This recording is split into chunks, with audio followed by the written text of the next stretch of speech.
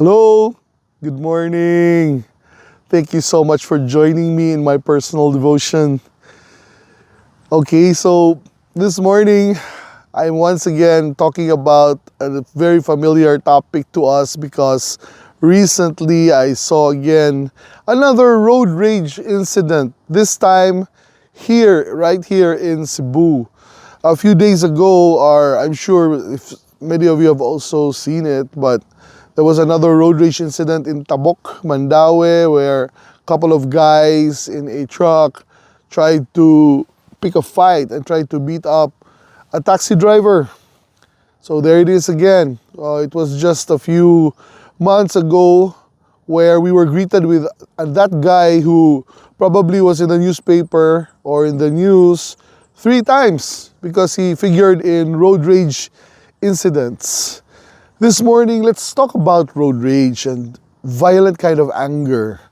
Let's define first road rage, what it is. It says it's a violent anger caused by the stress and frustration involved in driving a motor vehicle in difficult conditions. So this is kind of a fairly recent thing where people are congested on the streets, especially in the Philippines where we have the worst traffic. It really tests our patience, and because of that, people sometimes result in fits of rage or violent anger. Let's hear what the Bible has to say about this, such a thing as violent anger. In Galatians chapter 5, verse 19 to 21, it says, "The acts of the flesh are obvious: sexual immorality, impurity and debauchery, idolatry and witchcraft, hatred, discord, jealousy," and here it is, "fits of rage." So I guess road rage is part of the acts of the flesh. You remember yesterday when we talked about Romans chapter 12, it says, "Do not be conformed to the pattern of this world, but be transformed by the renewing of your mind." We have been warned in the Bible that fits of rage is part of that pattern of this world where people brings out the worst in them in these traffic conditions. You see, traffic is really a highly stressful situation that sometimes even normal people who are not subject to anger sometimes give in to this kind of anger. But I would like to encourage you to be able to in your faith, no, walking in your faith in Christ, to be able to be wary of uncontrolled anger. Now, you have to ask yourself, is anger a sin? The simple answer is it is not. Anger is not a sin in itself. It is a human response to a certain stimulus. If somebody steps on your foot, you'll probably cry out pain. And probably you look at the person and you get angry at the person, but you have not sinned there. It only becomes sin when you allow it to become or to overcome you into a fit of rage, resulting in a violent act. In Proverbs 37, verse 8, it says, "Refrain from anger and turn from wrath. Do not fret, it leads only to evil." So the Bible is telling us that when we are angry, let's turn away from it. Let's switch on, switch off. You know, a lot of people have this switch in their minds when before they seem like normal. You're like, I have a friend, I have to tell you, but this guy, he's such a quiet person. He's very calm and dignified, but he turns into a devil when he's on the road. He just drives so fast, cuts off everybody. And, you know, all of us are really surprised by him because he's not the kind of person that he is on the road as he is when he's not on the road. It seems like stress has something to do with it, and it, you know, unleashes or unlocks something in him. But like I said, in your anger, do not sin. There is a stage, like level 1, 2, until 10. Anger, it starts out level 1, 2, 3, it's just a normal response. But if you allow yourself to be overcome by it, it turns into 5. I remember in that video where that guy, the ex-policeman, I forgot his name, Wilfredo Gonzalez, he was asked by the Senate, what really happened? He said, I was just driving, and then his mistake was he moved a little bit on the bike lane, and then suddenly he heard a sound, and when he looked on the right side, he saw a biker shouting invectives at him, like PI. He got angry. And then he said, but he kind of said that, why did you do this? There was an altercation. And then the other guy, he said the other guy smashed his helmet, not a helmet, but his gloves, hard plastic gloves on his car. And there were dents in it. So it seems like he could be justified that this guy was the first person who provoked him. But he drew his firearm and pointed it at the cyclist. As a result, the cyclist, of course, took a video, and it's over. He's now famous or notorious in the internet because of his uncontrolled anger, when he could have just calmly handled the situation, then he would not have been part of this viral incident. In Ephesians chapter 4, verse 26, it says, in your anger, do not sin. Do not let the sun go down while you are still angry, and do not give the devil a foothold. Remember, 1 to 10, scale of 1 to 10. When you're angry, 1 to 4, that's okay. But if you let it escalate until it reaches 8, 9, 10, that's when all the sin, the unadulterated result of anger comes. Violence, murder, homicides. So all these words that will tend to provoke and cause into something that is truly untoward. You know, after that, all they feel after that road rage is remorse, because they're no longer able to drive. The LTO revoked their license. The LTO and the firearms division took away his licensed gun. So I'm sure this guy really regretted that very small period of his lack of self-control. James chapter 1, verse 19, it says, my dear brothers and sisters, take note of this.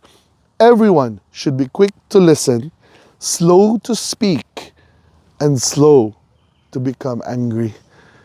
One of the things that we also need to develop are these things. Quick to listen, slow to speak, think clearly before you utter those words, because once you release a word, it is so hard to bring back. And of course, slow to become angry, because human anger does not produce the righteousness that God desires. Now let me give you some practical tips. You know, I remember I'm not what you call clean on this. Even not in driving actually, but even in life, I'm known to be a pretty intense person. Shout out to my wife, right? Yeah, during pressure times when I'm cooking, especially right now, I'm not in the road. When I'm in the kitchen, I end up sometimes in a heightened state of stress that some people are a little bit intimidated when I am in this state. So shout out also to Mary Jane. Sorry, Mary Jane, sometimes I shout at you. But like I said, these situations, when you are pressure, that's when you become angry. But it's not a sin. It's not a sin. Be careful only in these pressure situations. So my first practical tip this morning is try to avoid pressure situations. So in a case of traffic, if you can avoid traffic, then do so. Try to be flexible with your schedule. Try to manage your time properly so that you don't need to go during the rush hours. We know that the traffic doesn't last or isn't there the whole day. If you can be able to minimize going on those times where it's like 7 o'clock to 9 o'clock in the morning and 5 o'clock to 8 o'clock in the afternoon, in the evening, then probably you can avoid that pressure situation. Of course, if you cannot avoid it, well, and if driving really ticks you off, then why not just take a taxi or do public transport? That way you have more time for yourself, just listen to music and let someone else drive. Especially if you are not in a good emotional state, like if you had a problem and there's a problem at work. Try to avoid that by learning to avoid the stressors. Try to avoid the things that will cause you to lose control. Avoidance is important. Another one is, if you really cannot avoid it, is to control your breathing. You know the stress of anger? When you start to lose control, sometimes your heartbeat rubs fast and then you start to feel like your brain is like throbbing, and then you want to release it, because if you don't release it, you will explode. There are tips on how to how to control your anger. Take a deep breath. When you are starting to feel that, be slow to anger by taking deep breaths. Everything, huzzah! Okay, that's how they say it. Huzzah! Try to release this. I'm not going to lose control here. Take a deep breath. Another practical tool, empathize. What does empathize mean?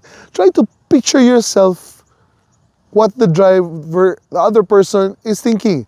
Probably he's having problems at home, probably having problems at work. So just, you can be patient with him, just thinking, it's okay. Let him pass. If he's honking his horn all the time, let him pass. If he's like, he wants to get ahead of you, then press the brake and let him overtake you.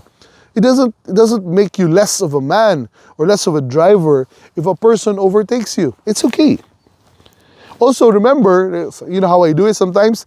He's always in a hurry and he tries to beat me to the traffic, so I'll just, maybe this guy wants to go to the restroom and he wants to release, all his stress inside. So I'm glad I'm not that guy.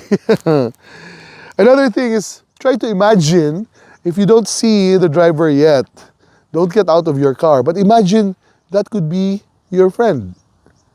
That could be your doctor. That could be your lawyer. Or that could be a relative. Okay? Because that's how I do it. When I'm driving and then there are nasty big bikers, and then they'll try to cut you off. I just move to the right, thinking, because I also have friends who are bikers. So I think, that's probably my friend, even though I don't know it is him. And now that I'm also a biker, I have more patience towards them as well. So guys, learn this important skill, because we know we can never avoid high pressure situations. But what is important is we let God bring us to a state where we can truly bear the fruit of the Spirit. In Galatians chapter 5, remember we talked about what the fruit of the world is, which is rage. Part of it is rage. There is also the fruit of the Spirit. The fruit of the Spirit is love. It is joy. It is peace, forbearance, kindness, goodness, faithfulness, gentleness, and self-control. Friends, may you have that fruit of the Spirit daily. Thank you once again. Thank you so much for joining me on my 25th video, and see you again tomorrow. Bye-bye.